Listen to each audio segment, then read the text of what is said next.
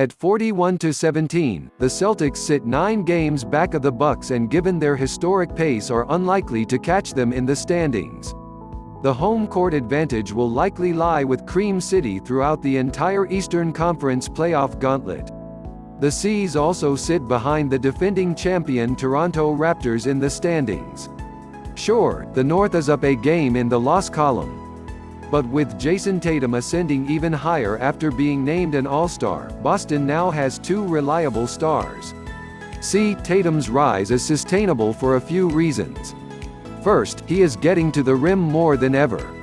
Second, an increased amount of three-pointers shot is inevitably leading to more points generated beyond the arc and often difficult step-back or pull-up situations.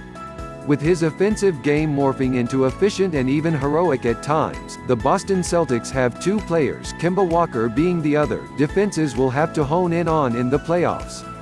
Then there is the intangible factors that Tatum has picked up on this season. I think he's really doing a great job of recognizing situations, Brad Stevens said. He's getting more thrown at him every game and, as you can tell, there's a hunger to continue to improve.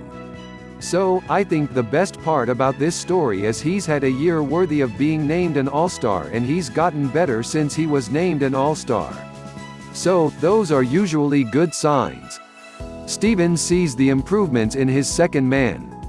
With Jaylen Brown, Gordon Hayward and Marcus Smart all capable of figuring out where else points come from outside of the team's All-Star duo, there are no starting lineups with as immediate of upside as the C's outside of Milwaukee. As for the league's best team, well, it is hard to deny their greatness. Chris Herring of 538.com put their dominance in a historical perspective. Their defense ranks as a top 10 unit of all time. The 2019-20 Celtics are objectively not as good as that Bucks team. They are better than everyone else, though. Boston holds a 2-1 lead over the only other team ahead of them in Toronto for the season. The C's have the second-ranked offensive rating, and while they have trailed the Raptors in defensive rating for the season, Boston is still good for the third-best defensive rating in the league.